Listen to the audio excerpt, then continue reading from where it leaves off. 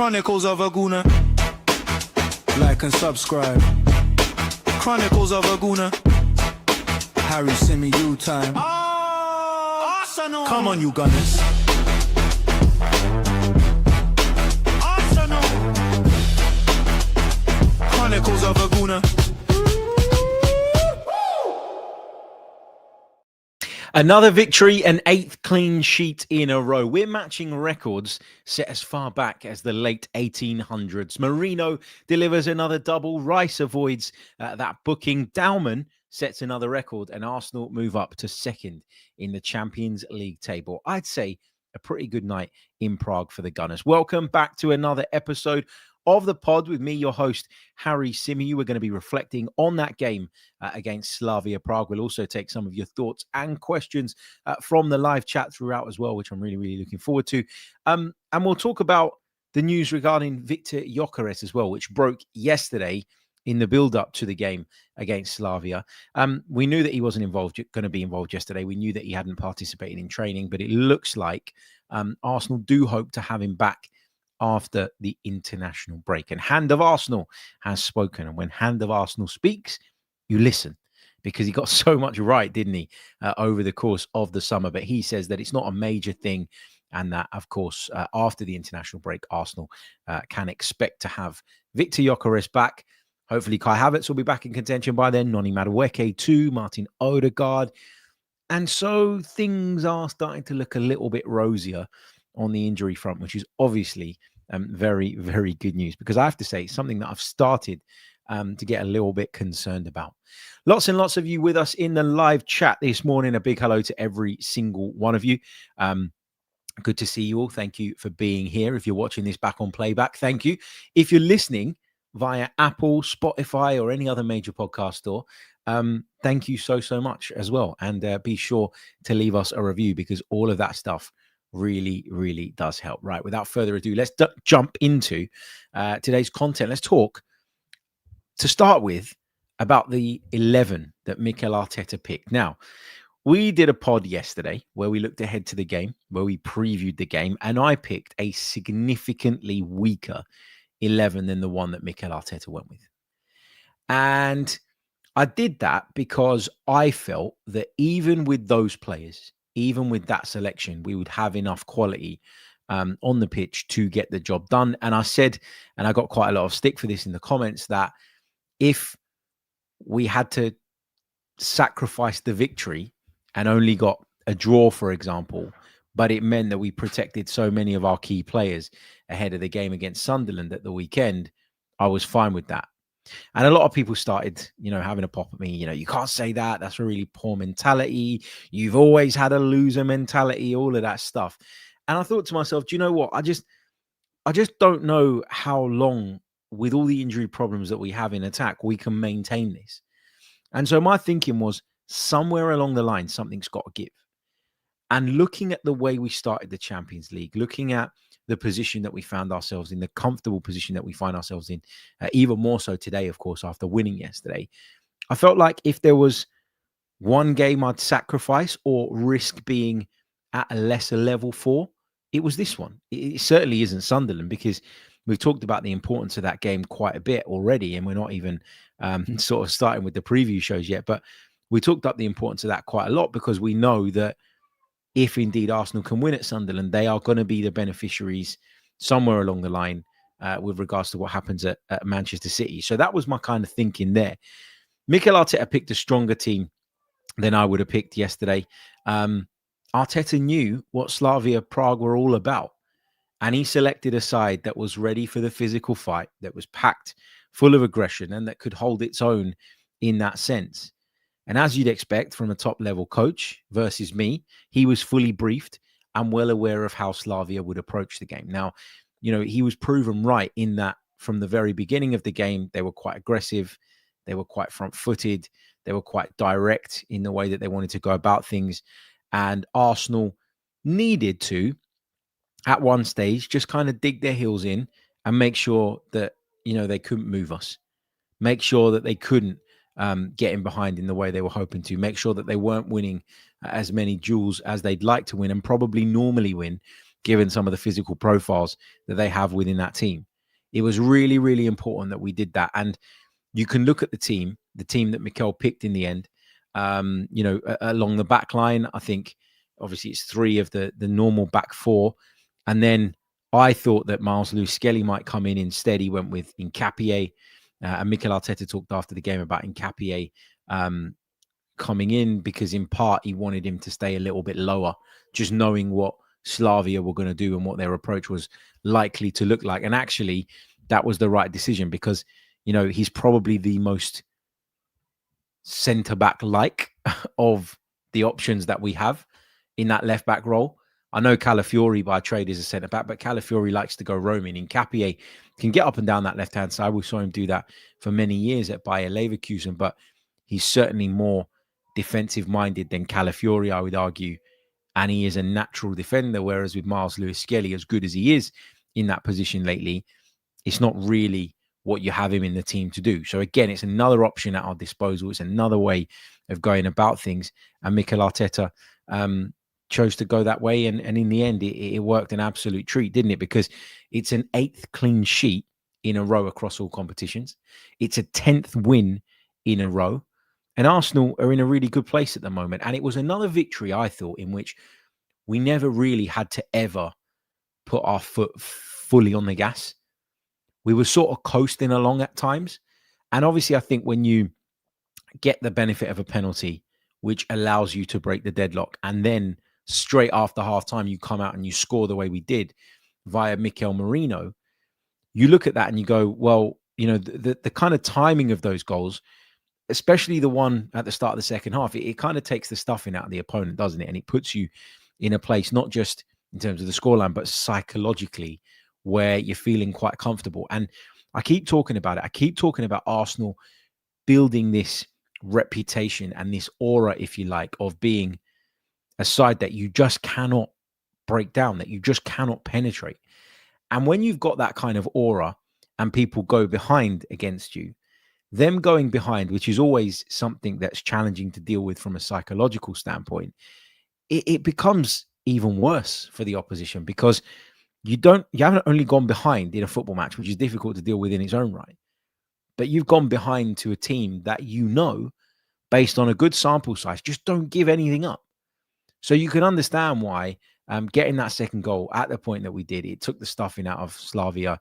And from that position, you never felt like there was really any jeopardy. As I mentioned already, we had to weather a bit of an early storm. They were aggressive. They were on the front foot. They were asking questions of our centre halves, I beg your pardon, via that absolute beast of a centre forward, Hori. He was really putting it about, wasn't he? I particularly enjoyed him thinking that he could bully Piero Hincapie before getting it right back from the Ecuadorian, really. And then, of course, Gabriel came across. And listen, Arsenal, nowadays, we won't be bullied. Piero Hincapie will certainly not be bullied. I'm still working him out, I think, in a lot of ways. But he's combative. He doesn't shy away from the physical side of the game.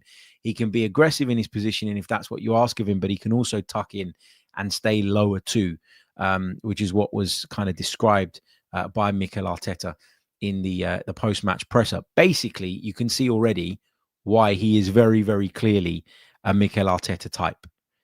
His versatility, his ability to do different roles, his ability to follow instructions, his obvious intelligence, but also that aggression that gives you that physical edge. These are all sort of very, very sort of common ingredients in the Mikel Arteta machine. And Hincapie, who we haven't seen a lot of in truth so far, and injuries have kind of robbed us of that opportunity. Plus, of course, he was signed quite late in the window. I think he's going to turn out to be another very shrewd, smart bit of defensive business from Mikel Arteta and Arsenal. Obviously, Arsenal broke the deadlock via the penalty spot. Do I think it was a penalty? By Champions League standards, it is. And I would argue that in an ideal world, that doesn't get given. And I felt the same about, I don't know if you guys saw the Liverpool game later on, the one that Vinicius Jr. Originally had given against him before the VAR intervened, showed the referee the footage again, because in that instance, I don't think Vinicius's arms were out particularly. he was also facing the complete other way, which means, there was probably very, very little, if any, intention whatsoever to kind of block it with his hand. And I thought in the end, common sense prevailed there. The only argument I can make with our one and why I think it was probably given is because Gabriel gets on the end of that cross, and you could make the case and the argument that his header is on target. It was difficult to kind of tell from the replays and the angles that we got, but it felt like it was on target. And if there's an attempt on target, your arm's not in a natural position, then, like it's going to be, if your arm's not in a natural position and someone heads the ball and it's going towards goal, then it is going to be something that is, of course, looked at. And in the end, they've come to that decision. Was it not Vinicius Jr. That gave away or thought he'd given away the penalty in that second half at Anfield? Have I got that wrong? I might have been half paying attention at that point. Clearly I was. Who was it then? Let me know in the chat. Who was it that got his hand on the ball? I'm trying to remember now. You're making me question myself. Hold on. Just reading through the match report, because that's going to annoy me now until I find out. No, that's just Real Madrid analysis. I don't want Real Madrid analysis. Who was it? No, I've got to find that out now. It's annoying me. Who was it that turned their back? Oh, Tchouaméni. I beg your pardon. Tchouaméni. I beg your pardon.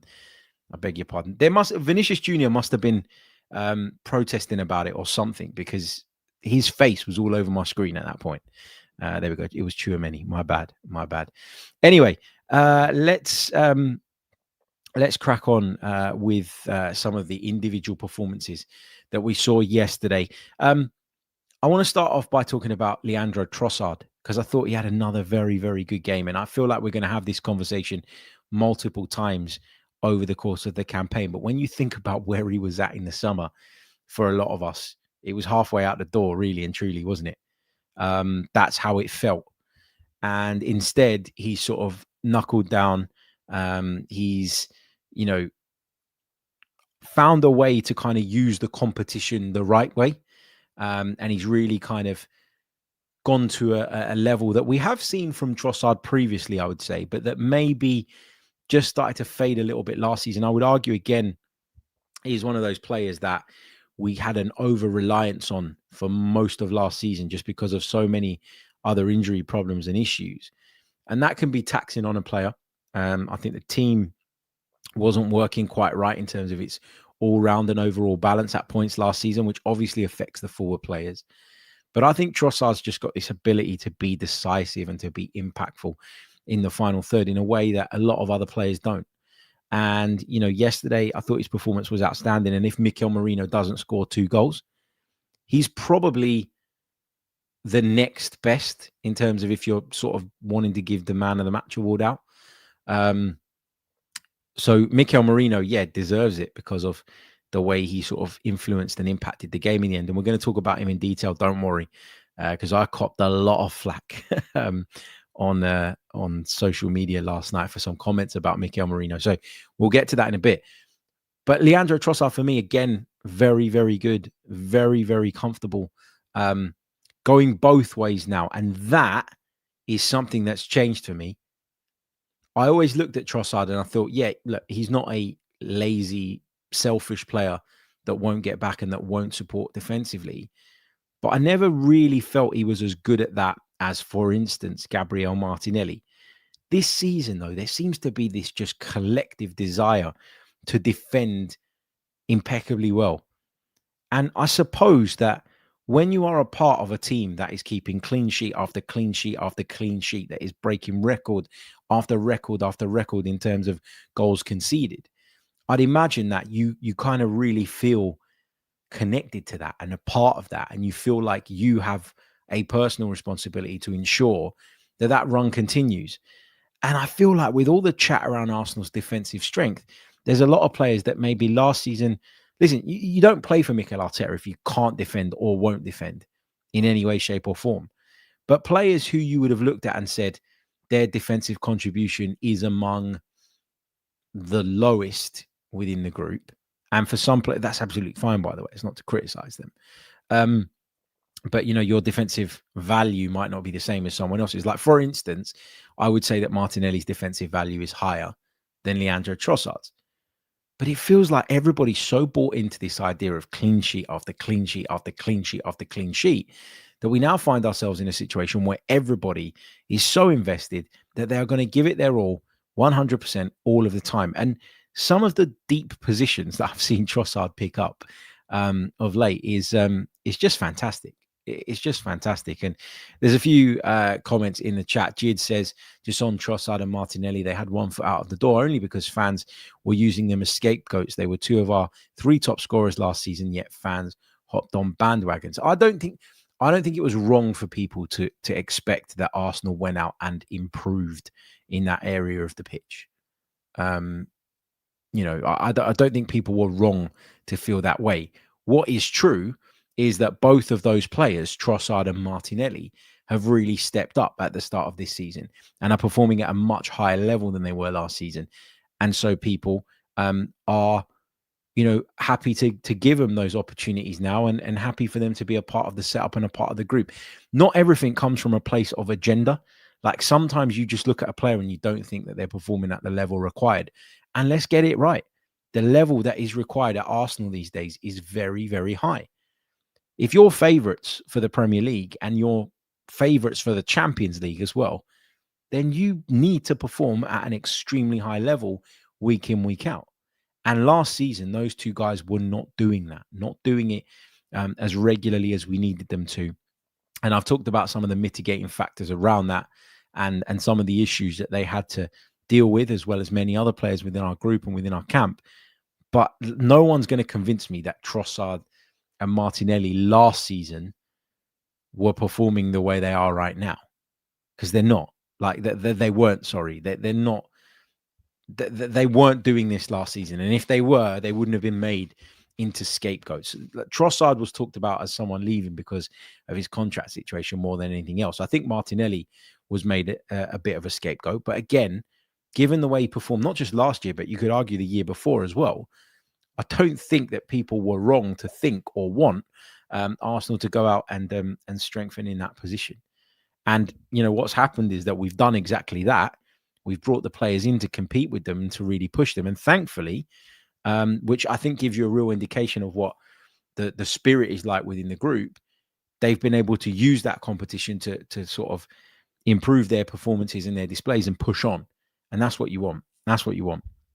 Right, look, we're going to take a really, really short pause. When we come back, we're going to talk whether or not Arsenal missed Zubimendi. We're going to talk Mikel Merino in depth. We're also going to touch on Max Dalman making history as well. Plus, I'll take a load of your thoughts and a load of your comments from the live chat. So make sure you keep them coming. Stay tuned. You're listening to the Chronicles of a Gooner pod. Don't go anywhere. You're listening to the Chronicles of a Gooner. Like and subscribe. That's right, baby. You're listening to the Chronicles of a Gooner. Like and subscribe. Just a quick message from one of our partners as well before we continue through the remainder of the show. And it's an important message. It's one that people might not want to talk about openly all the time, but it is an important issue. Did you know that 1 in 5 men in the UK experience changes in sexual performance as they get older? MedExpress can provide support in minutes through a free online consultation. MedExpress has been one of the country's leading online pharmacies since 2013 with over 1.5 million customers. By completing a short online consultation, they'll suggest the right treatment for your concerns, all from the comfort of your home. Their UK-based clinical team will support you every step of the way and send your medication straight to your door. And the best bit is the whole process is online, so you don't have to wait a couple of weeks for an appointment with the GP. It's hard to feel like yourself when personal health issues are affecting you, but MedExpress is there to offer you discreet and convenient professional guidance. Visit medexpress.co.uk. That's medexpress.co.uk to check your eligibility and get £40 off with the code TCOAG. The link is in the description, as is the code. Check it out. Okay, let's talk Zubimendi. I know he didn't play yesterday. He didn't play through suspension.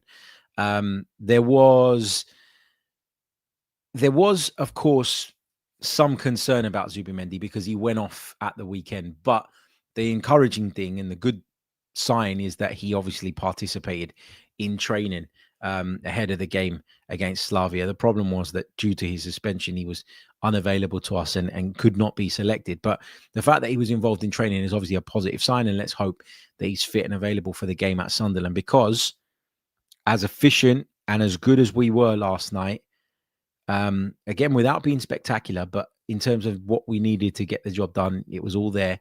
All the ingredients were there. I did feel that we missed Martin Zubimendi, and I feel like we miss him at the moment every time he doesn't play.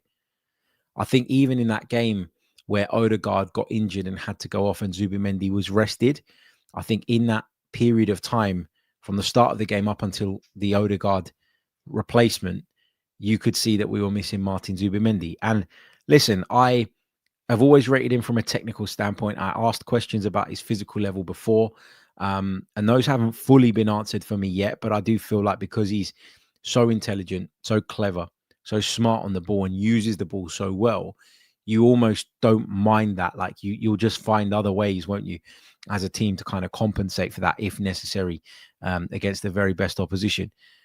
But I suppose I never realized how important Martin Zubimendi would end up being so early on in his Arsenal career, because I just don't think we have that same ball progression capability without him in the team.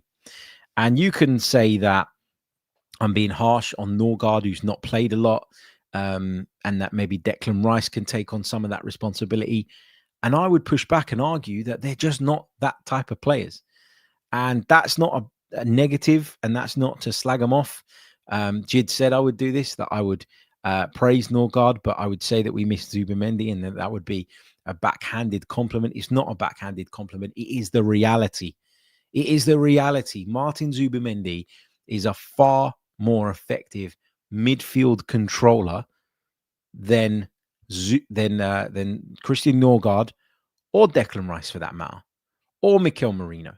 Whoever you want to put in there, there's no one that does that specific role and that specific job and that brings that specific skill set in the way that Martin Zubimendi can. We miss him. We miss him when he doesn't play. But with the depth that we now have, you can go into games like this one and you can get by and you can get away with it. And you can still get important and very, very crucial results.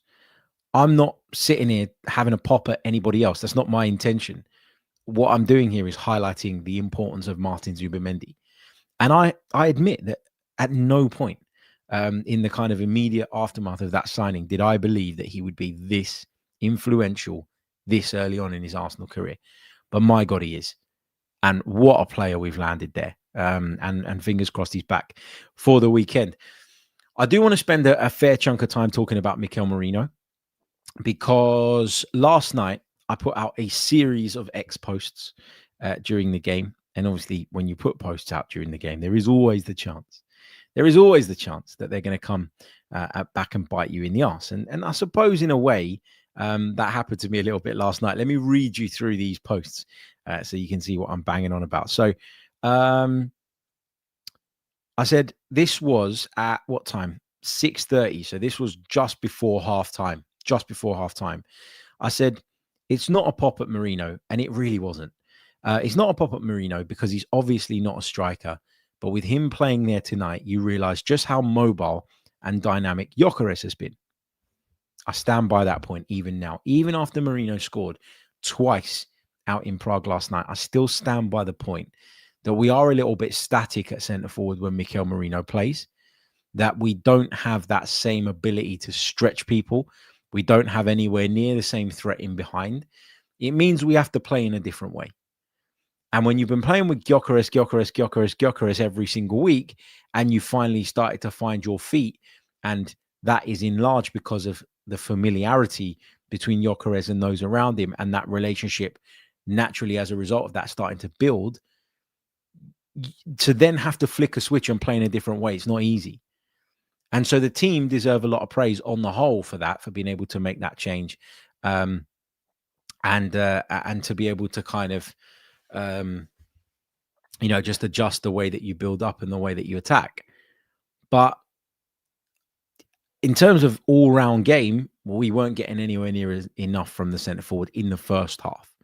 Now, Mikel Merino scores twice in the second half, and that, in a lot of ways, kind of just erases what happened in the first half. But that was a very fair and a very valid observation at that time, and I stick by that, despite the wave of criticism that came my way later on in the night. I even said I'd have picked Harriman and Noose before the game, which you guys know, because I picked my team on the podcast. I said, given how physical Slavia are, though, I can understand why Mourino was selected, but I'd like to see someone just a little bit more mobile leading the line, even more so now that we're in front. That was at halftime. Later on, after getting lots and lots of stick on social media, I said, once he scored his first goal, I got a lot of stick for highlighting the fact Mourino was ineffective up front before the break. It's fair game, so no problem. He's taken the game away from Slavia with 2 good finishes. Credit to him. But my point was regarding the lack of mobility versus a Gyökeres or a Havertz. Banter me all you like, but my point was and is valid. And I still stick by that. I still stick by that. Where Mikel Merino is outstanding is when it comes to finishing. You cannot deny that. You cannot deny that Mikel Merino as a finisher is as good as anybody that we have within this Arsenal group. The way he took the first goal was brilliant. The way he sort of realizes quite early where he is and where exactly he's situated and what the situation's unfolding like, what's going on behind him quite quickly for the second goal is really key and important. It shows his quality because he's able to just glance the ball on and find the back of the net and double his tally for the night, put Arsenal 3 goals to the good, and we're in a great place and a great position. Nobody's like, this is the thing, right? Nobody's sitting here saying that Mikel Merino at centre forward is a dud. Nobody's saying that. In fact, if you go back through previous episodes, you will find many, many, many examples of me saying he's not a striker, but my good, he's giving it a right good crack up front. Like I said that many times last season. And I've also said that I'm surprised that in certain game states this year, that when Viktor Gyökeres has been tired, running out of steam, that he hasn't gone, Mikel, get up front for the last 20, 30 minutes and give Gyökeres a breather. So I'm not completely adverse to the idea of Mourino playing at centre forward. And I recognize what a brilliant finisher he is, what excellent anticipation he has in and around the penalty box. But the truth is that Mikel Merino, when he plays up front, can't produce that same level of mobility as Gyökeres or Havertz. And that means an adjustment, that means an adaptation. And there will be times where we'll be able to make it against opposition like last night's. But if we played Man City, for example, in a crucial game, or Liverpool in a crucial game, and you need your centre forward to pull him around a bit, that's not going to happen with Mikel Merino. You could make the case and you can make the argument that his efficiency in front of goal means that you can live with him being sort of uninvolved at times and that not be too much of a cause for concern. But that's a fair and valid observation around Mikel Merino. Outstanding finisher in front of goal. Great anticipation inside the box. Pops up in the right places at the right times because he's a very, very intelligent footballer. But in terms of the mobility required to be a top centre forward, he doesn't have that. Now, people will say, well, he's not a centre forward, so what do you expect? And I absolutely acknowledge that and take that on board, which is why I'm not criticizing the guy. It's just an observation based on what he brings versus what some of the other options bring. And the question that you have to ask yourself as a manager is, does having Gyökeres' mobility, but perhaps this sounds wild when you think about how many goals Gyökeres has scored in the last few years, but does having that Merino level efficiency in front of goal, does that trump having Gyökeres' movement and ability to stretch people? Because up until now, we haven't seen that same goal scoring prowess from Gyökeres, not in an Arsenal shirt anyway. I know that sounds wild to think when you look at their recent history, but you get the point I'm trying to make. You got to decide as a manager. Last night, there wasn't really a choice. The only choice was to play Andre Harriman and Noose. Mikel decided against that. Obviously, the young man got on anyway, and that's brilliant for him. And again, it's another fantastic night for Haylen. You got a 17-year-old and a 15-year-old coming off your bench in the Champions League. It's great. But as I said right at the top of the show, when you look at the way that Slavia came out and played and approached this game, Mikel was right to go with the more physical, ready for battle players. I agree with that. But like Mourino scores a couple of goals and he'll get all the praise in the world, and he deserves loads of praise because, as I keep saying, he's not a centre forward. But at the same time, I think it was quite clear what we lose as a team when we don't have Victor Gyökeres in there or Kai Havertz. So it's more a nod to what Gyökeres brings than a sort of highlighting of maybe what Mikel Merino doesn't, if that makes sense. That's how I see it. And then you go back to the Burnley game, the second half, again, without Victor Gyökeres. It was kind of the same story in terms of the lack of involvement from our centre forward. And we didn't really have that capacity to kind of build through them or to use them to get in behind and to stretch people. So it's not just based on last night. This is based on a slightly larger sample size, I would say. Let me know your thoughts in the comments. Max Dalman, youngest ever Champions League player. What a record that is, and what a line that is to have on your CV. And the thing with Max Dalman, like, I've run out of superlatives for the kid because he's just amazing. And you only need to watch him for 5 minutes. A mate of mine who was watching the game last night, who's not an Arsenal fan, he follows Greek football. He's based over in Cyprus, and we were sort of messaging during the game.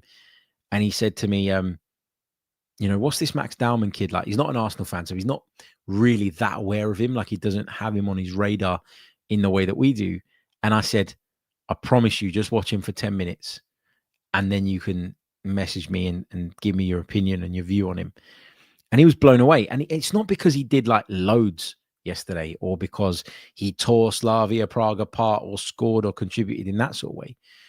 But you can just tell when a player causes the opposition to basically brick it. Like, you can see it. You can see it from a mile off, the way that they react, the way that they try and be overly aggressive to compensate for his brilliance, the way that at times they get too tight from fear of not getting close enough. Like, you can really, really see it with Max Dalman. And he only needs to be on the pitch for a few minutes. He wins a load of free kicks. He causes the opposition all sorts of issues because he's just supremely talented. The minute he gets the ball, you don't know which direction he's going to go. He's got this amazing ability to change directions.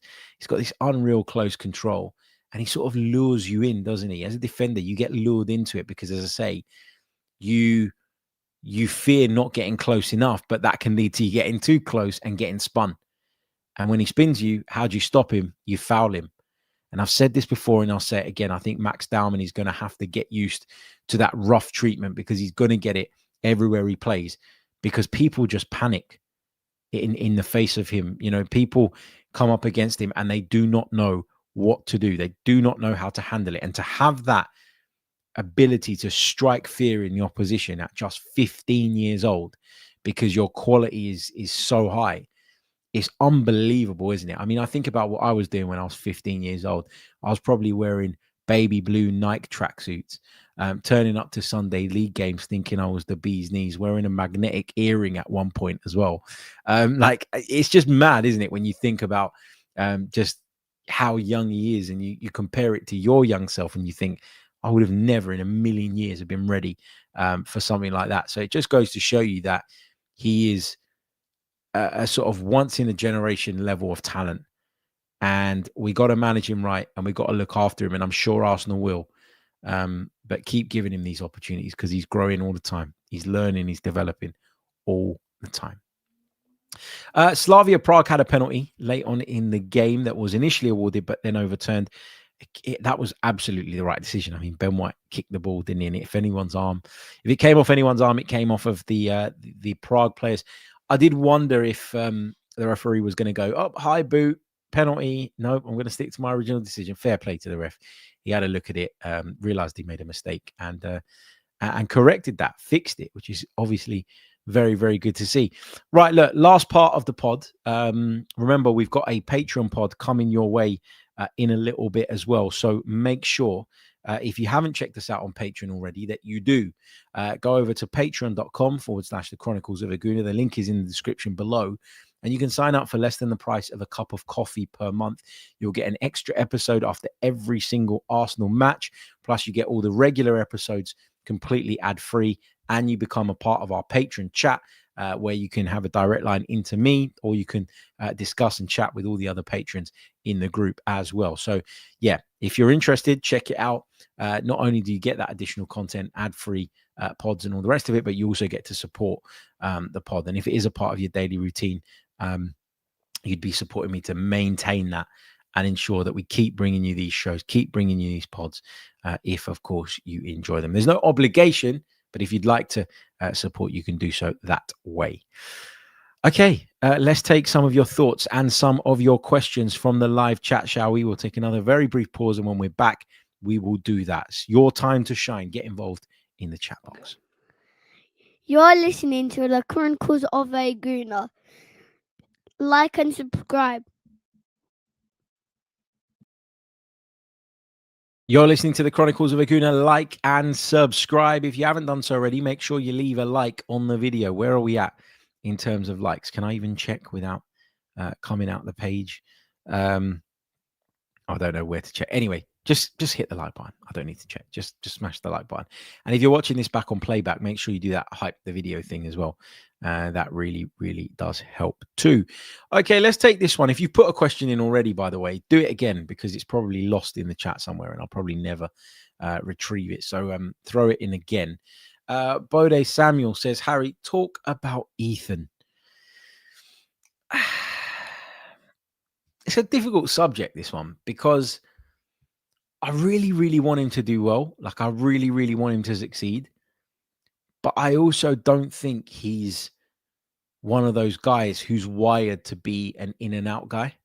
Like, I don't think he's an in and out type player. Like, there's certain players, like, for example, if you go back a little while to when Martinelli was the starter at Arsenal on the left-hand side and Trossard was coming off the bench and influencing games, and you were looking at it and you were going, Martinelli's there, but we've also got Trossard who can come on. Like, we've got decent strength there. I feel like when it comes to Ethan Nwaneri, there's clearly a lot of talent. I love that he takes shots on from distance. I love that he's always buzzing and busy in and around the penalty box.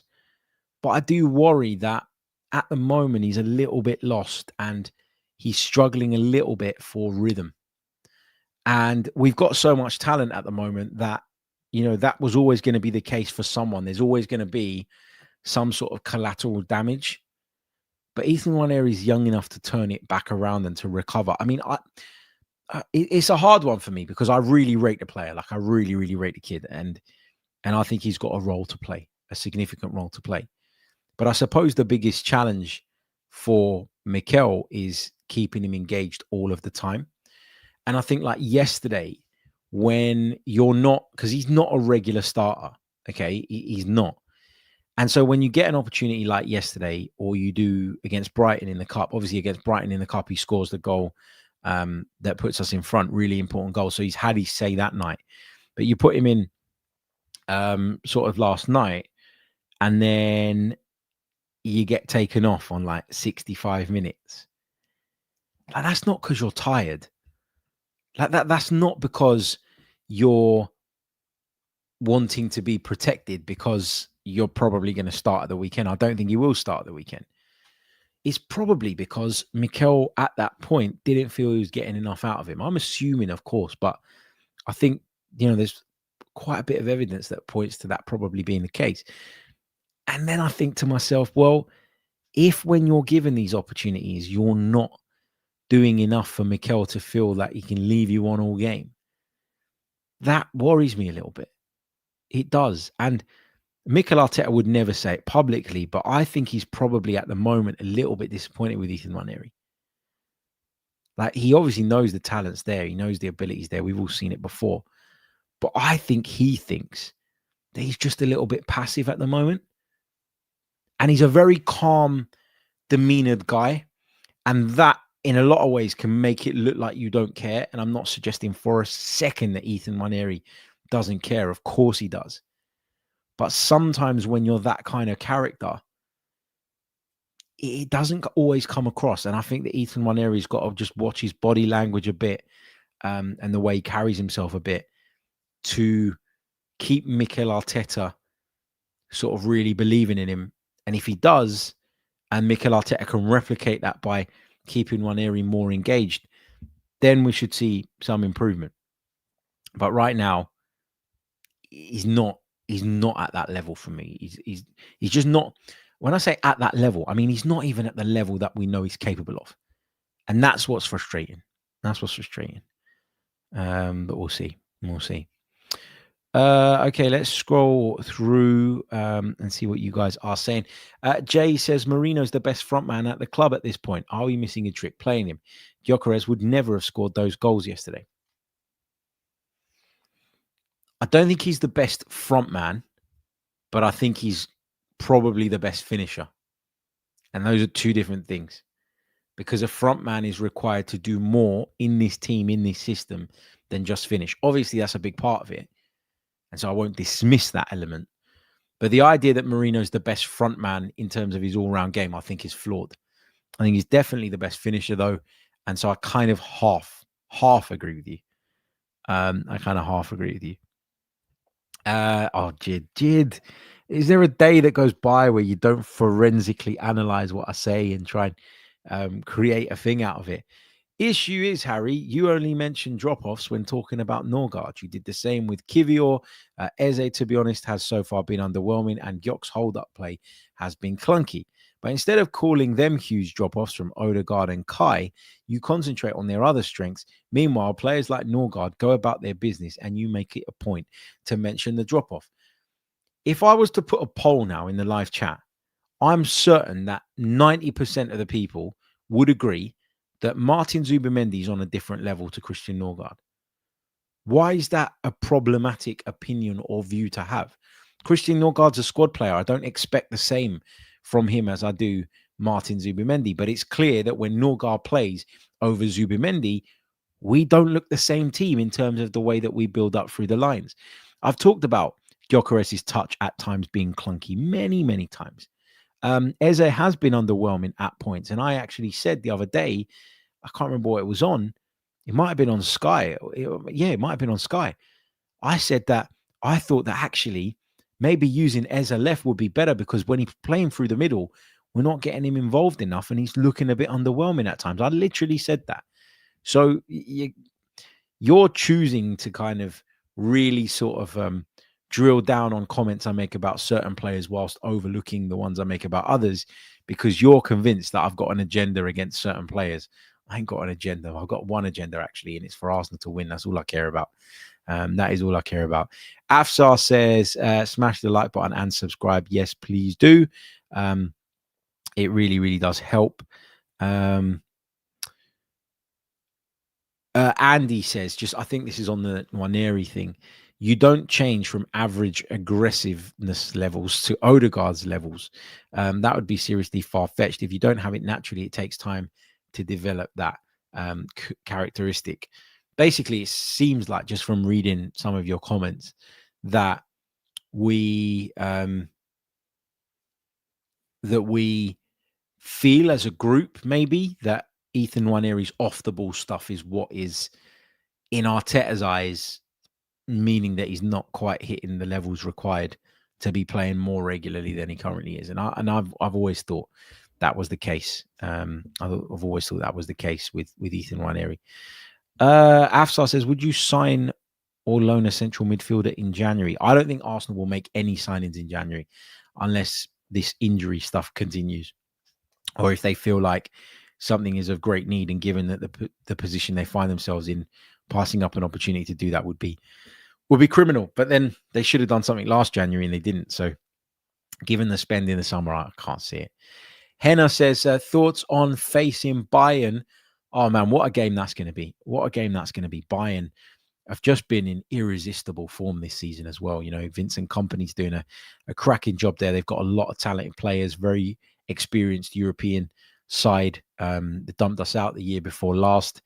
Yeah, let's get them to the carpet and see how it goes. I said on yesterday's pod as we were building up to the Slavia game that's the game that's really going to tell us where we're at in terms of the European standings, I think. You look at the way they sort of handled PSG last night as well, a team that we couldn't handle last season. That speaks to Bayern's level right now. So yeah, really, really looking forward to that. Really looking forward to it. Bill McClintock sort of half questioning Ethan Nwaneri's attitude there. Again, and this was again something that came up for me yesterday when sort of chatting with a couple of people on X about Arsenal's injuries. I think it's really important that we don't present opinions as fact. Okay. I think that's really, really important in instances like this. I'm not saying that Bill's doing this, but just in general. So an example of this was yesterday. I put out a post where I talked about the Gyökeres injury. It was after Gunner Blog put out his piece. It was after Hand of Arsenal had come out and said his bit.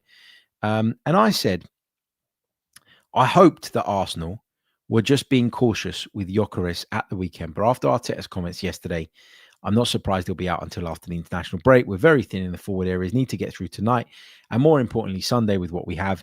Even with what feels like enough depth, generally, a high volume of injuries can leave you vulnerable. I do wonder why we seem to suffer so many. Very frustrating. And I know you're probably thinking, why the hell are you talking about Gyökeres' injury when this was a question about Ethan? But what I'm trying to do is demonstrate why it's really, really important that you don't present opinion as fact. Someone replied in response to what I said and went, it's something you will never admit, but it's the manager. He puts too much stress on the players' bodies in training. And look at Pep. He's given the players a day off when they're supposed to be training for a UCL game, not a friendly. That's something Arteta would never do.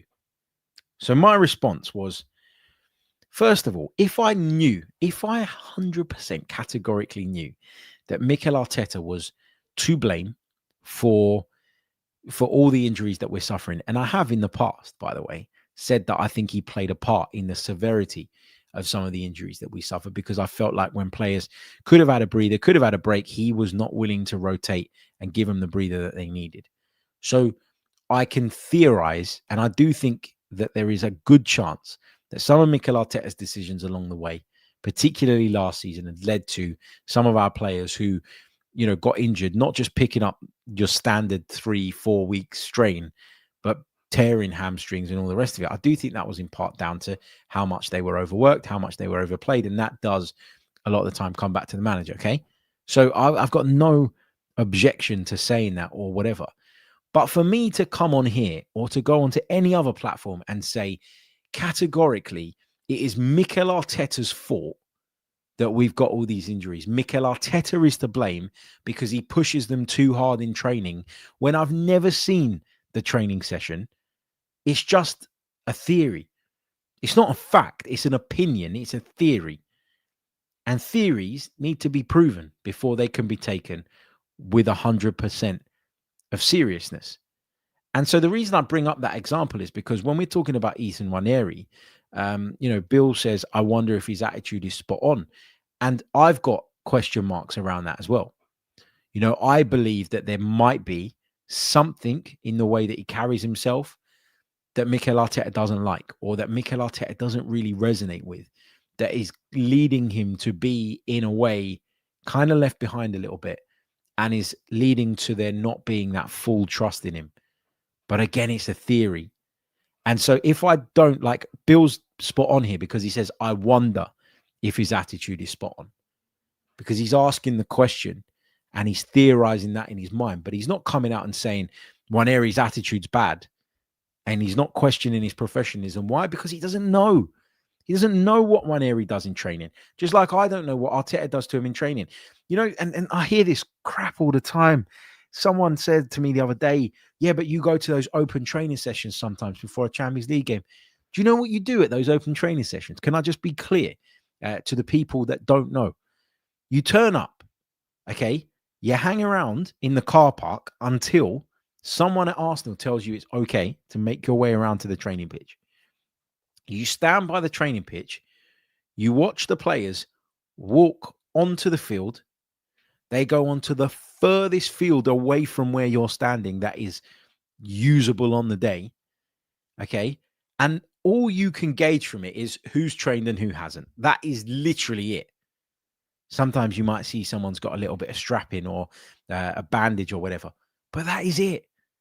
Because all you see them do is come out, get the balls out of the bag, have a few kick-ups, play a little game of keepy-uppies, play a little warm-up game, and then you're sent away. So you don't actually watch the training session. So you have no way of knowing what level of intensity they hit, what they did in the gym before or after. You just don't know these things. It is purely theory. You can guess, but you do not know. And so I'm just at a point in my life where I've realized that I don't want to sit and say this is the case when I don't know that it is. And that goes for everything, not just football, not just Arsenal opinions. That goes for everything. It goes for everything. We don't know.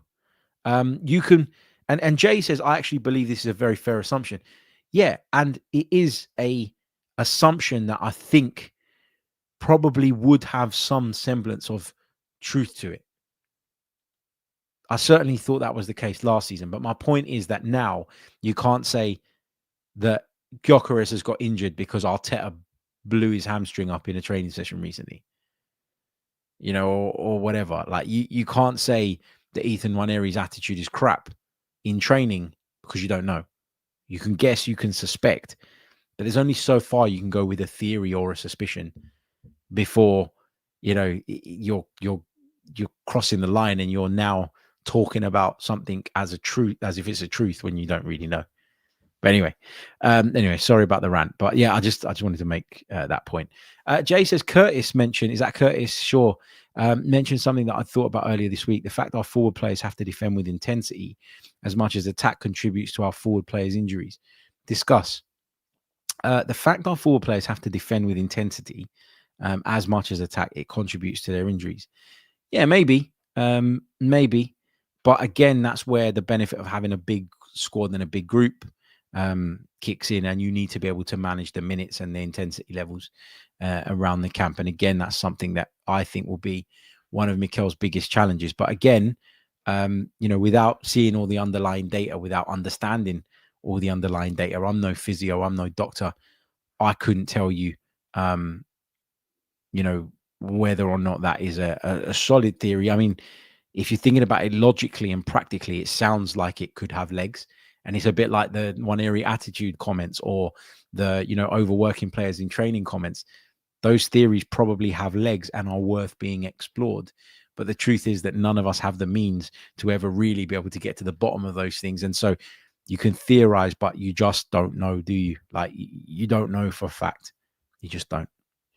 Anyway, I am going to leave it there. Thank you all so much for joining me on today's pod. Another good victory, important victory in Europe. Arsenal 4 from 4, second in the Champions League table going in to Wednesday night's games, and with Bayern Munich to come at the Emirates very, very soon. We've got one more massive game before this international break, a huge game against Sunderland at the weekend, and we will start previewing and building up to that game, of course, over the course of the next couple of days. So really looking forward to that. Thank you, as always, for your support. Remember, check out MedExpress. You can get £40 off. The website and discount code is in the description below. Remember, you can check us out on Patreon. We've got a Patreon pod coming your way very, very soon. So keep your eyes out for that. And I will see you all on the next full episode. Until then, take care of yourselves. Have a wonderful Wednesday. Up the Arsenal and put your feet up tonight. Enjoy the European football because, again, we've done our bit. We've done our jobs. I'll see you all soon. Take care. Goodbye. Chronicles of a Gooner. Like and subscribe. Chronicles of a Gooner. Harry Symeou time. Arsenal. Come on, you Gunners. Arsenal. Chronicles of a Gooner.